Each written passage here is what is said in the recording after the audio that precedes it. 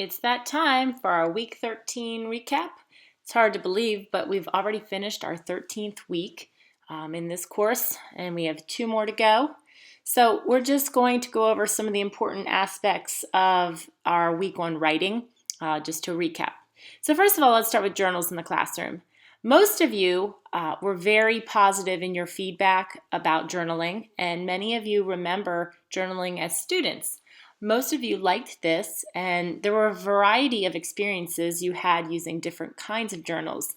When I talked about what kind of journals you would like to use in your own classrooms, I saw that dialogue journals and the double entry journals were the most popular, and using those for both free writing and prompted writing experiences seemed to be what most of you were talking about. So we see a lot of variety there.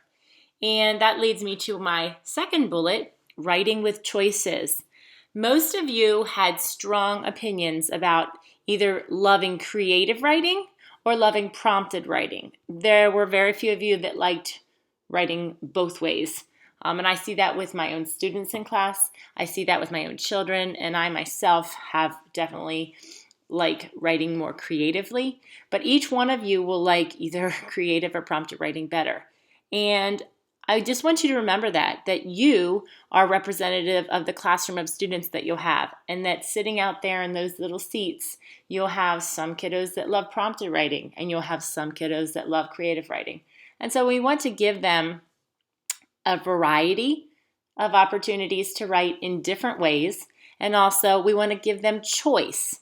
And so choice and variety are the way that you're going to reel those reluctant writers in, because you're going to find something that they like, and then you can build upon that.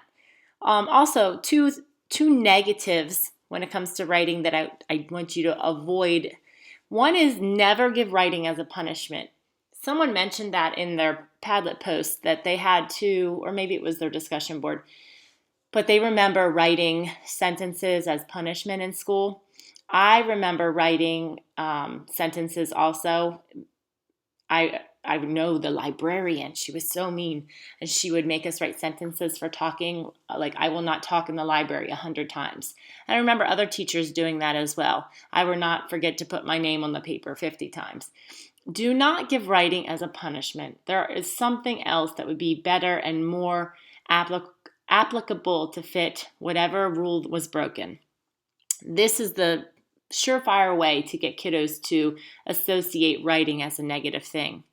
The other thing that many of you mentioned, and I know from my own research and my own classrooms, is when they're giving you their writing and they're sharing it with you, it's important to them. And when you cut it down just because they forget some capital letters or they have periods missing, those conventions are not the be-all, end-all to writing.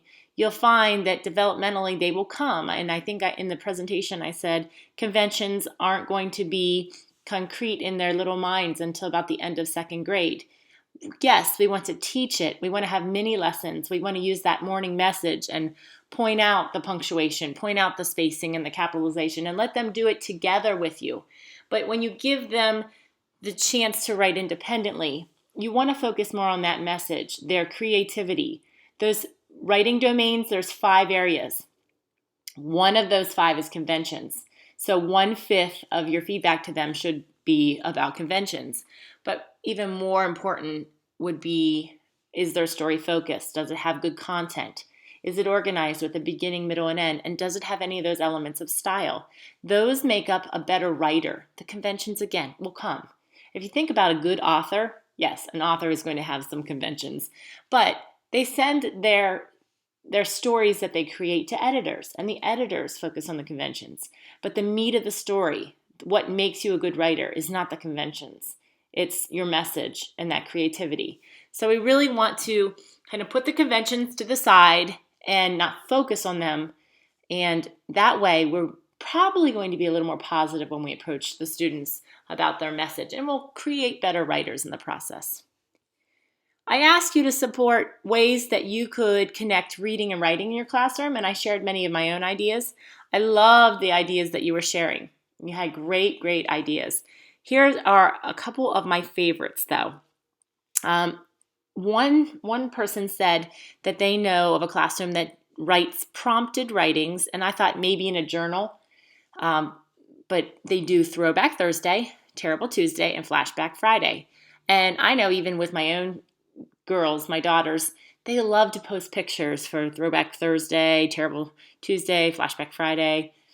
If you can incorporate those cool things that are going on in pop culture with your writing time in the classroom, you're going to hook some readers and hook some writers, and they're going to like that. So I thought that was neat. Also, someone mentioned writing a class recipe book. I did do that once at the end of our apple theme, and I had families send in recipes. But even having boys and girls write recipes, one of my favorite things to do around Thanksgiving was we read lots of books and they talk about having Thanksgiving turkey. And one of the prompts that I give them is, how do you cook a Thanksgiving turkey? And, kiddos may or may not be helping out in the kitchen. And even if they are helping out, they may or may not know how to cook. So it's funny to see if they would have to write a recipe and directions for cooking a Thanksgiving turkey. I asked my 6-year-old, just out of curiosity, over the weekend, how would we cook our Thanksgiving turkey? And she's seen us cook before. She helps out in the kitchen a lot. And she said, well, you start with a turkey, and then you stuff it with ham, and then you are going to cover it with foil, and then you put it in the oven, and you turn the oven on, and you bake it. So she had some of the steps. I don't know where the stuffing with ham is coming into the turkey, but you'll get some interesting responses. And so the class recipe book would be a fun idea. And I think the most popular shared web resource was the task cards. Many of you said you loved these and you would definitely use those in your classroom. So if you didn't get a chance to check out the task cards, they're on our web links and they were really popular. All right, to wrap up, your lesson demonstrations are due today, which is Monday, and I can't wait to read your lesson plans. I know you've been working really hard on these over the last few weeks. Just a few reminders. You need to post both lesson plans and both demo videos on that special Wigio group for all the Education 270 lesson plan will be posted there. If you don't know where they are or where they go, check back in the news section or check the weekly recap video from last week. It has links. You also received an email somewhere, but those are 3 places you can get the same information. Then you need to drop another copy of lesson plans in the Dropbox on our D2L page, and that's under Thanksgiving week because this week is technically not a real week because we're not having class. So posting on Wigio and dropping in the Dropbox because I'm going to grade directly from the Dropbox. And I hope to have those graded for you before class next week. So by next Monday, I hope to have everything graded for you. I have a lot of lesson plans with 4 sections, and so I'm going to start working on those today and see how many we can get through, and I'll have them done for next week for you. Also remember when you post on Wigio to label your lesson plan by grade level and instructional strategy, and I did post that in the video. So you might say 2nd grade vocabulary sort, or you might say kindergarten segmenting activity. But that way, when you go on Wigio, you can check out the lesson plans for the grade level that you want to teach. So if you want to teach kindergarten, check out the kindergarten lesson plans that were posted. Or if you want to teach 3rd grade, check out the 3rd grade lesson plans. And take a moment and watch the video of some of your classmates. I know you don't have time to watch all of them, but they're sharing those with you. You're taking the time to make these videos and post everything out there. That's for you. That's not for me. I'm grading through Dropbox. But this is for you, so you can see these instructional strategies in action, and you can save other people's lesson plans that you don't have to create. So the next time you need a lesson plan, maybe you can tweak someone else's. Maybe in the classroom, there's a book that you like and you see someone else has a lesson plan on it. This is to make your life easier, so take advantage of it and save some of these, print some of these, whatever makes it easiest for you. Think of all the lesson plans that you can acquire just from going to this Wigio site. And last and most importantly, have a wonderful and safe Thanksgiving with your family and friends. I hope you get a few minutes of peace and quiet and relaxation from the semester, and we'll start back next Monday morning.